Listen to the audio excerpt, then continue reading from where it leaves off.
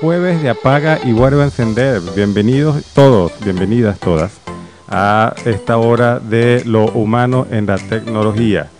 Estamos saliendo por la señal en vivo, como siempre, en nuestra casa, Planeta Latino Radio Web, el punto fascinante de la radio. Y el día de hoy vamos a conversar en nuestro 8º episodio, ya llevamos 8, qué rápido pasa el tiempo. Lo hemos titulado Las revistas digitales. Nos acompaña aquí en cabina el profesor Dr. David Pacheco, quien forma parte de la Sociedad Papiros y de algunas revistas académicas, con quien vamos a estar conversando un poco de esta labor que ha venido realizando él como profesor, como investigador, como ponente, y bueno, obviamente quizás como parte de cómo se hacen esas revistas, el detrás de cámaras un poco de las revistas. En los controles, como siempre, la compañía invaluable de Carlos Márquez, conducción y producción de quien les habla, José Luis Mendoza. El día de hoy la musicalización es con Carlos Márquez, creo que le gustó, y dirección general Soraya Maravé. En redes sociales nos pueden conseguir, como siempre, Apaga y Vuelve a Encender en todas las redes sociales, también en su plataforma de podcast favorito y Planeta Latino Radio Web. Para escuchar nuestra señal en vivo y no perderse nada de toda nuestra fabulosa programación, les recomendamos descargar nuestra app Planeta Latino en Google Play para los teléfonos Android, seguramente muy pronto para los teléfonos iPhone. Y bueno, en las plataformas de podcast nos pueden buscar como Apaga y Vuelve a Encender. Vamos con un poco de buena música y comenzamos. Y aquí estamos, ahora sí, más en forma ya con ese calentamiento de esa buena música. El amigo Carlos me recuerda que este programa está presentado por el Centro Latinoamericano de Investigaciones sobre Internet, tendiendo puentes entre la sociedad y el saber. Como siempre, agradecido con el Centro Latinoamericano, CRISI, por este espacio que nos ha permitido ya por 8 episodios. Precisamente el día de hoy, nuestro episodio número 8 lo hemos denominado Revistas Digitales. Vamos a conversar un poco sobre, y quizás nos queremos enfocar, porque al fin y al cabo, Centro Latinoamericano de Investigaciones, somos investigadores, sobre las revistas académicas, ¿no? Y empecemos por el fondo. Existe un adagio, un refrán, un decir, en el mundo de los investigadores, de habla hispana, de habla inglesa, que es publica o muere. Un poco fuerte la frase quizás, pero nos transmite una idea, la necesidad de ser escuchados. Y la necesidad de hacer oír nuestra voz, ¿no? Nuestra investigación, nuestro trabajo. De lo contrario, vamos a morir en el silencio. El silencio acá es un poco la muerte. Tenemos tiempo, un par de meses ya preguntándonos en el Centro de Investigaciones esta pregunta. Preguntándonos la pregunta, valga la redundancia.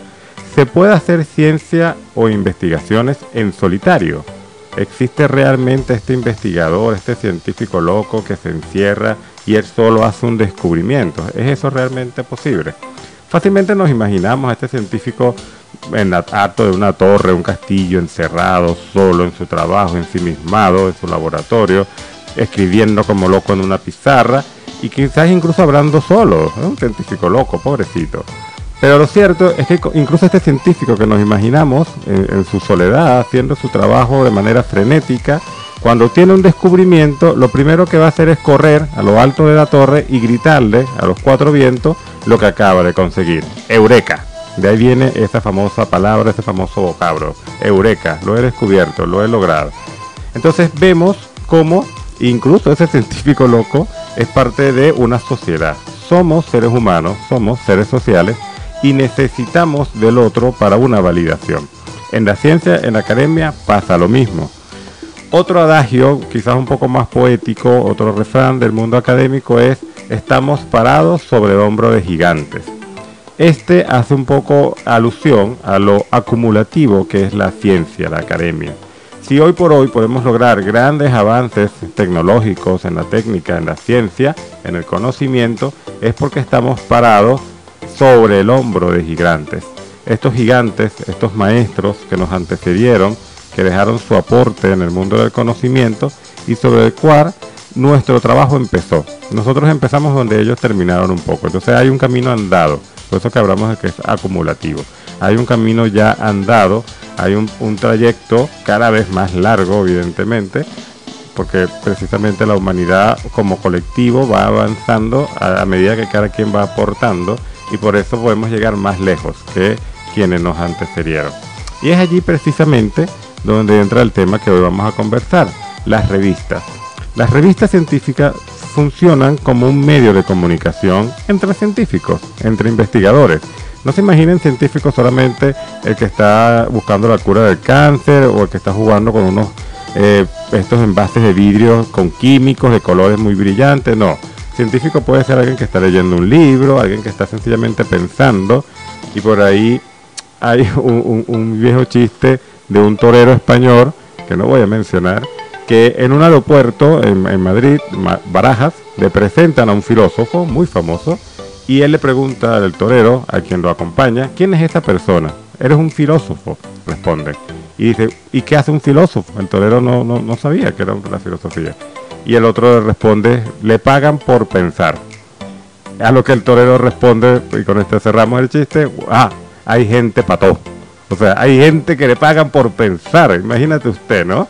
Eso es al fin y al cabo el científico también un poco, alguien que está pensando, su medio de trabajo es su mente, su pensamiento, y puede estar sencillamente pensando cómo hacer que el sonido viaje más lejos o más rápido, o cómo hacer que mi carro deje de jalar, consumir tanto combustible y me invento entonces un carro eléctrico, ¿no?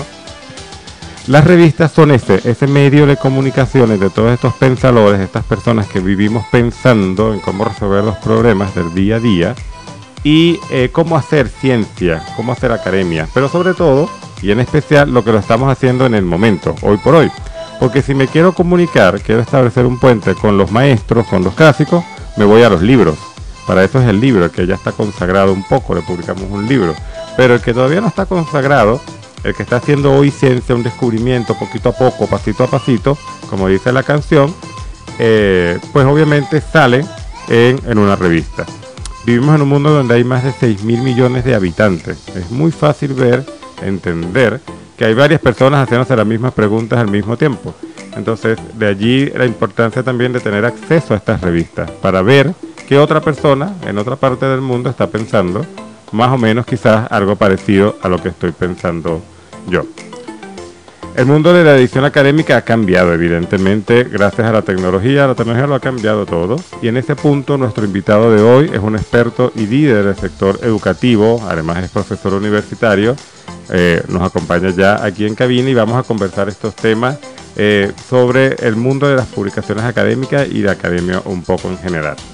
Recuerden que nos están escuchando en vivo por la señal de Planeta Latino Radio Web, el punto fascinante de la radio, y en diferido nos pueden encontrar en cualquiera de las plataformas de podcast, Google Podcast, Amazon, Spotify, como Apaga y Vuelve a Encender. Vamos con un poco de buena música y volvemos. Y volvemos. Para quienes se están uniendo a esta hora, llegando un poco tarde, pero todavía pueden pasar, tenemos asientos, pasen adelante. Se están uniendo a nuestra señal en vivo. Les recuerdo que el día de hoy estamos hablando sobre revistas digitales y más específicamente revistas académicas, revistas científicas o el mundo editorial digital en general. Nos acompaña aquí en cabina el profesor David Pacheco. Bienvenido, profe, gracias por su tiempo. Y queríamos preguntarle, cuéntanos un poco cómo se vive esa necesidad que nosotros conversábamos hace ratico de publicar, ese publica o muere dentro de las universidades venezolanas. Bueno, muy buenos días a toda la audiencia. Es para mí un placer estar aquí con ustedes hoy, con mi buen amigo José Luis Mendoza, que me dio el gran gusto de invitarme en la mañana de hoy. Y sí, bueno, por supuesto, la universidad es una comunidad nacida a fines de la Edad Media, okay, y forma parte precisamente de un gremio de estudiantes y docentes que se agrupó en torno a un fin común que era difundir el conocimiento. Un poco el publicar es darse a conocer, existir. Ya nuestro gran maestro René Descartes decía, pienso, luego existo, pero el pensamiento no puede quedarse dentro del cerebro sin que explore. Y una manera de darse a conocer en el mundo es el publicar. Hace unos cuantos años era un poco difícil publicar, porque las publicaciones se quedaban muy encerradas en lo local. Okay. Hoy en día, con la era tecnológica, lo cual fue vital para el repunte del mundo universitario, ya el publicar es una necesidad y una urgencia global. Pero fíjate que tú dices que la universidad nace en la Edad Media, pero en el capítulo pasado nosotros conversábamos un poco que la educación moderna, en general, el sistema educativo es un poco prusiano, porque es masivo, ¿no? Es como así en serie. Entonces, esta educación universitaria moderna, ¿tú dirías también que es masiva? Y si es así, ¿esas publicaciones entonces también son masivas? Sí, por supuesto. Yo no diría tanto que la educación es prusiana. Okay. Respeto al que emitió esa opinión, pero la universidad se ha ido volviendo un poco líquida, un poco en el pensamiento de Zygmunt Bauman, que habla de la modernidad líquida.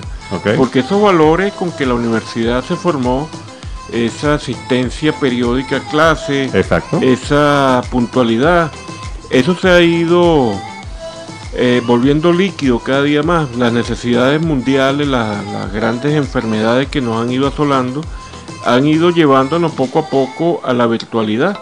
Y eso ha licuado un poco esos monolitos que se creían, esos metarrelatos, como diría Lyotard, en que se constituía la universidad.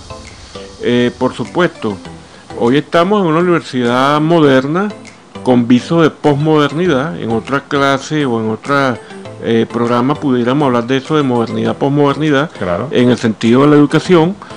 Pero ya la universidad básicamente se ha vuelto una comunidad de publicación. Los estudiantes tienen allí un universo publicado de profesores incluso que ya no están activos en la universidad, pero cuyo pensamiento perdura. Por lo menos en la Facultad de Educación hubo profesores muy prolíficos. El profesor Luigi Frasato, que está muy anciano y seguramente nos está escuchando, un saludo para él. El profesor René Bossier, que fueron fundadores de la Cátedra de Historia de la Educación, que es donde yo laboro. Y las publicaciones de ellos perduran en estudiantes que ni remotamente lo llegaron a conocer. Pero fíjate que tú dices hubo, como un tiempo pasado. Es decir, que eso se perdió un poco, esa necesidad de publicar. No, más bien se ha intensificado. De repente fue un mal uso del tiempo verbal. Porque la necesidad de publicar se ha ido volviendo cada día más ardua. ¿Se publica más hoy que antes? Sí. Y precisamente el carácter de la venezolanidad, lamentablemente, bueno, el ser venezolano tiene cosas extremadamente positivas, pero tiene elementos también de negativos, es que hay que decirlo. Sí. Cosas por su nombre. El yin y el yang, el Tao, claro, el principio del Tao. Aquí hay una ley en las universidades oficiales, en las universidades autónomas, como es la Carabobo, como es la ULA, la UCB, donde se puede ascender por publicaciones. Y hay quienes publicamos por placer y por compromiso académico, y hay otros que publican por necesidad, porque la publicación se ha vuelto requisito indiscutible para los ascensos universitarios. Y entonces allí hay una clasificación de revistas de múltiples tipos. La revista tipo A, como es la revista Mañongo, de la cual yo he sido jefe de redacción. Ahorita tengo un periodo de reestructuración.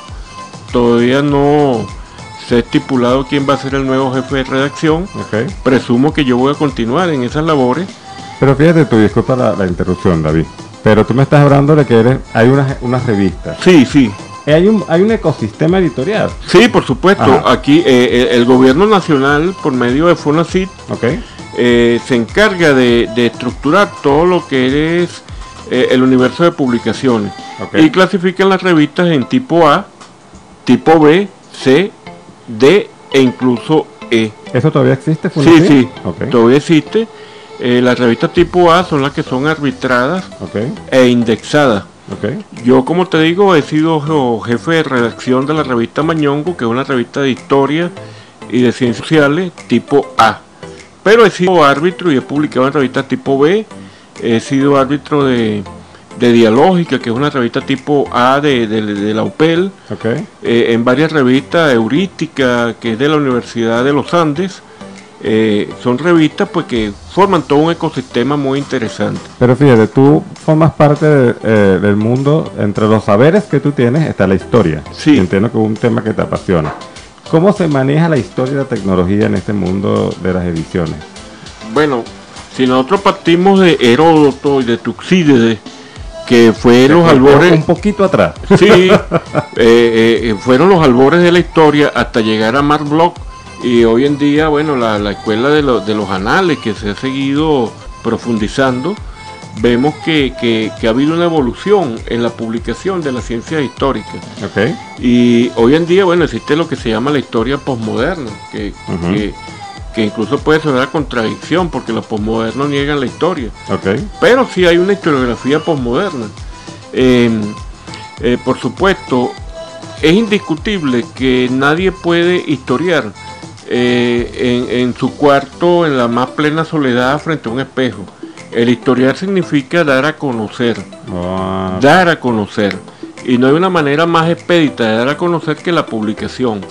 Inclusive en este momento no estamos publicando en forma escrita, pero aquí muchos nos están escuchando y estamos publicando unas ideas por vía oral. Por supuesto, cuando tú escribes y en la comunidad científica, la comunidad del conocimiento, tú dejas constancia de lo que tú hiciste, es ya un logro muy, muy avanzado.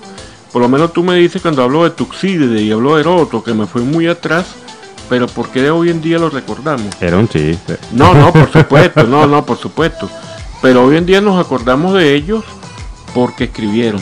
Bueno, está el cuento de Sócrates, ¿no? Sí. Que nunca escribió una palabra. Pero Platón, que fue su alumno, sí escribió. Ok. Platón, que fue su alumno, sí escribió. Sin embargo, hay quienes dicen que Sócrates no existió y que Sócrates fue una invención literaria de Platón para dar una explicación a través de los diálogos socráticos de sus ideas. Okay. Pero yo soy de los que pienso que Sócrates efectivamente existió. Fíjate, estás derivando, y me gusta un poco por donde va la derivación, sobre la importancia de la palabra escrita. Hoy por hoy, hace poco, fuimos un poco bombardeados con la noticia de que varios países en Europa prohibieron el uso de pantallas en el aula. Y ojo, la pantalla se usaba para estudiar, no estamos hablando de que era un jueguito o era ver videos en YouTube, sino que la Unión Europea se había abocado al uso de pantalla en sentido de PDFs en vez de libros, en el sentido de videos educativos, etcétera. Pero aparentemente, según los estudios, ese tipo de contenido no impacta igual que un libro. Entonces el poder de la palabra escrita, ¿no? ¿Qué crees tú? O sea, ¿podemos transmitir igual a través de la palabra escrita? ¿O esta tecnología del video, del Instagram, de la foto, no le llega todavía al poder de la palabra escrita? Bueno, yo te estoy hablando en el año 2023. Exacto. Y en el 2023 tú estás en aula, tú estás activo. Sí, yo estoy activo. Yo laboro en la Facultad de Ciencias de la Educación, específicamente en el Departamento de Ciencias Agógicas, la Cátedra de Historia de la Educación. Pero ahorita en el siglo XX, en el año 2023, yo creo fundamentalmente en la importancia esencial. Esencial es un término filosófico que dice que sin eso no se puede lograr lo que se quiere. Perfecto. Yo creo en la importancia esencial del libro. Y creo en la importancia esencial de la publicación. Continuamente los alumnos me sacan informaciones erradas. Por ejemplo, exacto. ¿Cómo ves eso? ¿Tú eres de los que aprueban la Wikipedia o...? No, yo creo que Wikipedia es un instrumento muy efectivo para los que ya tienen conocimiento del tema. Muy buen análisis. Pero el que es neófito en un tema y quiere instruirse por medio de Wikipedia está cometiendo un gran error, porque esos medios no tienen responsabilidad editorial. O sea, ellos pueden decir algo y después a quién tú le reclamas. Claro. Tú puedes decir algo y yo lo saqué de Wikipedia, pero ¿quién es Wikipedia? Claro. Es como, por ejemplo, uno de mis escritores de historia preferido, que él no es historiador, él es psiquiatra, es Francisco Herrera Luque. Claro. Pero Herrera Luque no es historiador y muchas veces divaga. Pero se considera uno de los historiadores más grandes de Venezuela, ¿no? No, pero eso es para entretenimiento, no para formación. Ok. Tú lees La casa del pez que escupe el agua o Bob el Urogallo o cualquiera de estos, y te das cuenta de que es un relato sumamente ameno, pero es una construcción literaria. Okay. Hay dos cosas distintas, la historiografía y la literatura. Claro. Sí, yo una vez, neófito, historiador neófito. ¿En tus comienzos? Sí, le pregunté nada más y nada menos que al doctor Germán Carrera Damas, que me hablara un poco de su legado literario. Y él me dijo, no, yo no soy literato, ¿cómo se le ocurre a usted decirme eso? ¿Se ofendió? Sí, se ofendió, yo soy historiador y mi legado es historiográfico. Entonces, bueno, Wikipedia es mucho de literatura, muy entretenido y útil para el que ya sabe sobre el tema, pero para basar como basamento de un edificio epistémico, pues ya es un fracaso. Claro. Nos quedamos con tu frase, David, el valor esencial del libro. De verdad que me encantó esa frase. Recuerden que nos están escuchando en vivo por la señal de Planeta Latino Radio Web, el punto fascinante de la radio, y en diferido nos pueden encontrar en cualquier plataforma de podcast como Apaga y Vuelve a Encender. Es momento de hablar de nuestros amigos del Centro Latinoamericano de Investigaciones sobre Internet, CRISIS, por sus siglas en español, quienes son una ONG que busca ofrecer información fiable sobre tecnología y conectividad, tanto a la comunidad científica, académica y de investigación, como la que estamos hablando hoy, como el público en general que se acerca. ¿Cómo lo hacemos? Creando conversaciones y tendiendo puentes para llevar a la conversación pública esos temas que quizás son de importancia para el país, para Latinoamérica, y que no están tan allí, tan sonando. Queremos sacarlos un poco al descubierto. Contamos con el aval de las principales figuras de Internet y en cada una de nuestras actividades llevamos o intentamos al menos llevar la excelencia a todos aquellos que se acercan buscando herramientas tecnológicas para alcanzar sus metas. Justo ahorita, en el mes de junio, el Centro Latinoamericano de Investigaciones sobre Internet está llevando a cabo el diplomado Academia y Ciencia. Un diplomado que fue concebido para el momento que estamos viviendo en Venezuela, específicamente un cambio generacional, un cambio de generaciones. Tenemos toda una serie de profesionales de la talla de nuestro invitado que nos acompaña el día de hoy, profesor David, que se han formado, se han hecho su propio nombre, su propia estela, y tenemos un grupo nuevo de profesores, de profesionales, de académicos, de investigadores que están empezando ahorita a hacer su camino. Nosotros, en el Centro Latinoamericano de Investigaciones sobre Internet, queremos servir de puente entre ambas generaciones. Queremos buscar este relevo en las universidades y centros de estudio, centros de investigación del país, para que ese conocimiento se transmita de una generación a otra y tener entonces nuevos profesionales, nuevos líderes en el sector educativo, que evidentemente ha sufrido mucho con la crisis migratoria, no escapa de la crisis migratoria. Todos sabemos la situación económica que quizás los está afectando, pero ellos siguen allí a pie de cañón dando la batalla y se van a formar dentro de este diplomado, dentro de investigación, lo que estamos hablando un poco el día de hoy, publicación científica, pero también del otro lado, no solamente como quien investiga, quien publica, sino quien edita, quien arbitra, quien de alguna otra forma trabaja en estas publicaciones para que pueda seguir el ecosistema académico, científico, cultural funcionando. Entre ellos, uno de los profesores que nos da clase en el diplomado, el profesor Pacheco, hoy aquí invitado en el programa. Recuerden, nos están escuchando en vivo por la señal de Planeta Latino Radio Web, el punto fascinante de la radio, y en diferido nos pueden encontrar por cualquiera de las plataformas de podcast como Apaga y Vuelve a Encender. Para quienes se están uniendo, ya a esta hora, vamos un poquito más allá de la mitad de nuestro programa, les recuerdo que estamos hablando sobre las revistas digitales.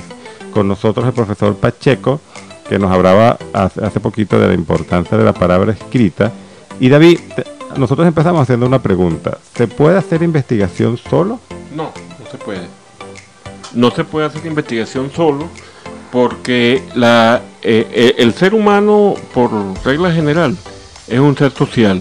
Es decir, el hombre no puede estar solo. El hombre no puede vivir ermitaño en una ermita, porque hasta los ermitaños célebres de la historia de la iglesia de vez en cuando se comulgaban, se comunicaban entre sí, aunque sea para confesarse. Y todo adelanto en la historia de la humanidad, en los avances científicos técnicos, tienen que darse a conocer. La ciencia, yo creo permanentemente que la ciencia debe servir para algo. La ciencia no sirve nada más para tu crecimiento personal hermético. Tiene que servir para el avance de la sociedad, el avance de la humanidad. Y para eso hay que darlo a conocer. Fíjate que tú hablabas de la ermita. Una de las, digamos, comentarios no tan positivos que hemos recibido es que muchas veces la universidad, como ente, no voy a hablar de una universidad en específico, pero se queda como aislada, como que son ellos ahí pensando y formándose y hablándose entre ellos, pero no hablan con la sociedad, no llevan respuestas a la sociedad, o inclusive no se comunican entre ellas. Entonces las publicaciones de una universidad no llegan a la otra, y no tenemos como ese ecosistema donde uno puede decir que se están enriqueciendo entre ellas, sino que son un poco ensimismadas. ¿Qué crees tú? Bueno, a principios del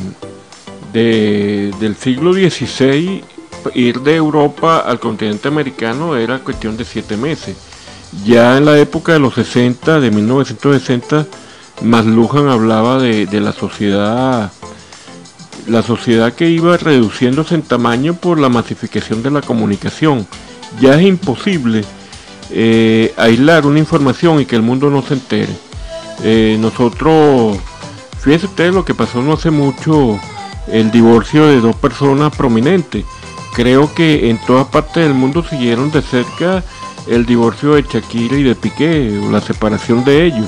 Entonces, cualquier logro que se haga en el campo de la universidad, inmediatamente también es cubierto por una sociedad que está ávida de conocimiento.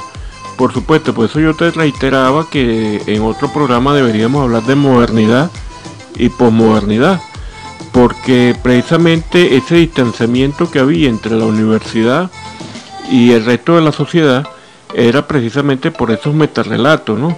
Solamente nosotros teníamos la razón, solamente nosotros hablábamos un tipo de lenguaje determinado que nadie nos escuchaba. Oye, pues esta gente sí habla raro, ¿no? Sí habla enrevesado.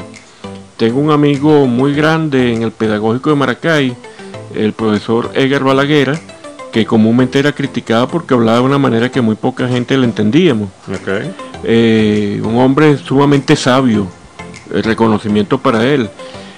Pero ya la universidad se nutre del pueblo. El pueblo es quien va a la universidad, porque nosotros no buscamos clasificar quién va o quién no va, ya es el pueblo quien va.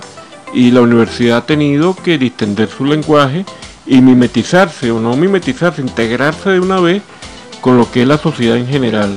¿Y las universidades entre sí? ¿Sí hay una interacción? Sí, por supuesto que sí. ¿O es un tema de parceras de poler? No, incluso yo estuve en la Universidad de Tunja, la UPTC, Universidad Pedagógica Experimental y Tecnológica de Colombia, y fui reconocido como profesor universitario. Ya cada día la frontera, por lo menos las universitarias, se van acortando, nos vamos acercando, y ya por lo menos hay una comunidad del conocimiento que se va cada día hermanando más.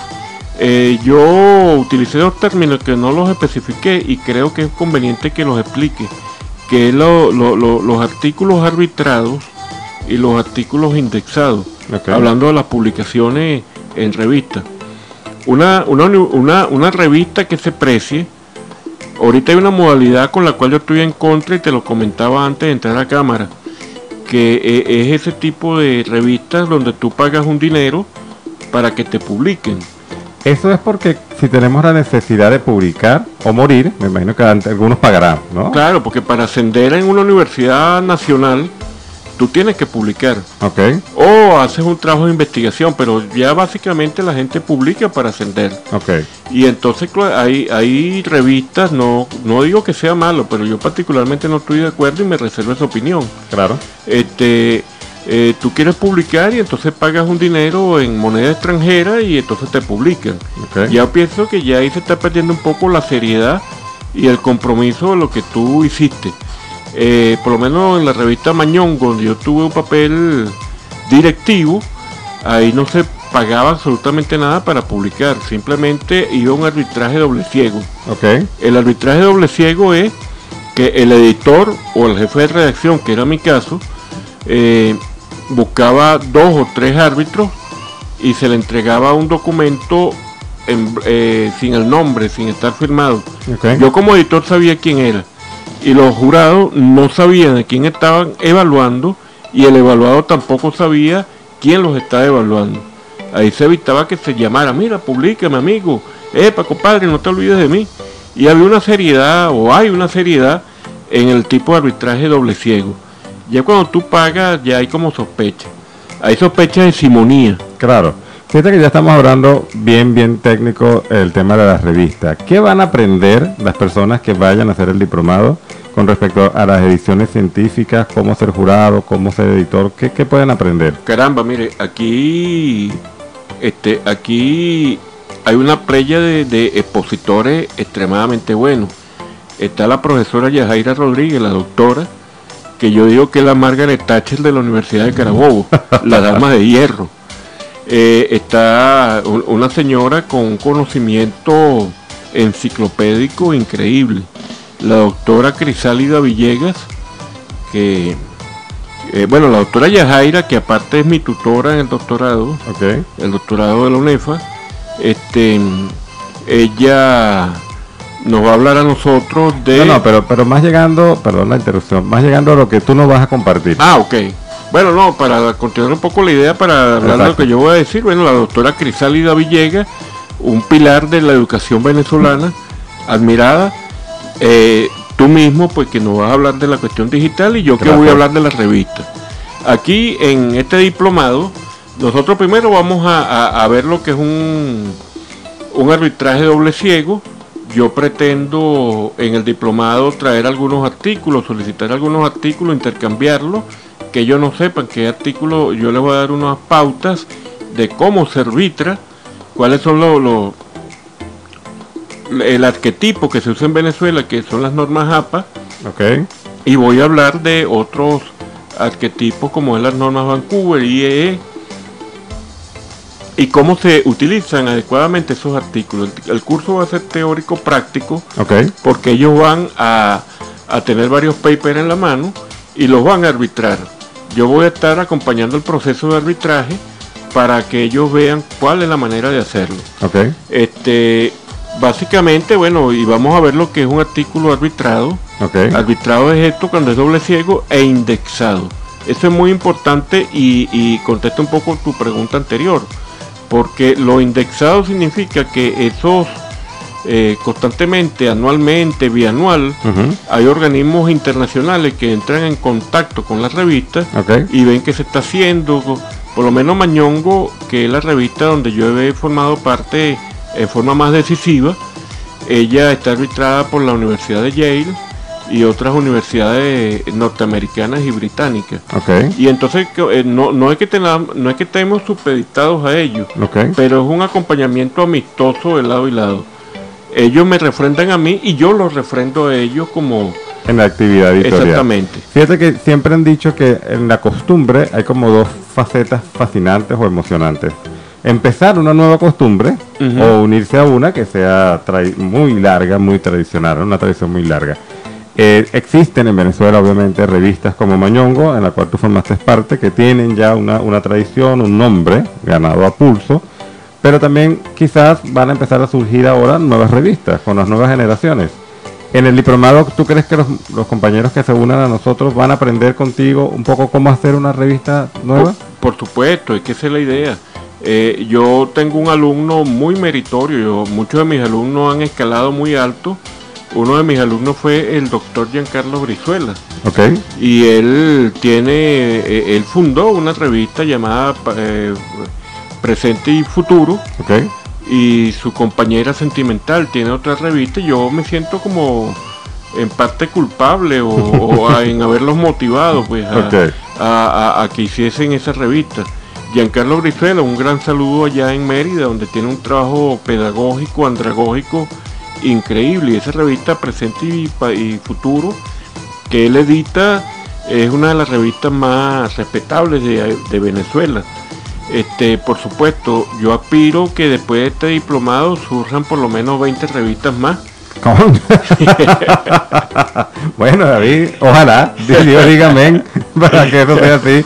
Bueno, ya saben todos aquellos que nos están escuchando, si tienen este proyecto por allí escondido, no se lo han dicho a nadie, sueñan con tener su propia revista académica, científica, acompáñenos en el diplomado con la mano de David Pacheco para que puedan realizar su proyecto. Les recuerdo que nos están escuchando en vivo por la señal de Planeta Latino Radio Web, el punto fascinante de la radio. Vamos a una pausa musical y volvemos. Y aquí seguimos ya despidiéndonos casi de la hora de lo humano en la tecnología. Apaga y vuelve a encender. El día de hoy nos acompañó en cabina el profesor, doctor, historiador, editor, yo ya no sé cuántos apelativos para tu currículum, David Pacheco. Muy agradecido por tu tiempo y por tu compañía. Él es una de las figuras principales del diplomado que están haciendo nuestros amigos del Centro Latinoamericano de Investigaciones sobre Internet. A David y a sus actividades lo pueden conseguir en Instagram como Sociedad Papiro, del cual él forma parte. Ahí van a ver muchas actividades. Él constantemente tiene, he visto yo, y algunas quizás he participado, actividades de historia, pero seguramente vendrán otros temas. A nosotros nos pueden conseguir como Apaga y Vuelve a Encender para escuchar cualquiera de nuestros 8 episodios ya terminando el día de hoy. Para la señal en vivo de nuestra casa, Planeta Latino Radio Web, y por supuesto nuestros patrocinantes, sin ellos no sería posible, @Cris Internet, CLIS Cris Internet. Eso fue todo por el día de hoy. Quien les habló, José Luis Mendoza en la conducción y producción. En los controles, Carlos Márquez repitiendo como DJ con la musicalización, y en la dirección general, Soraya Maravé. Nos estamos escuchando la semana que viene. Muchas gracias.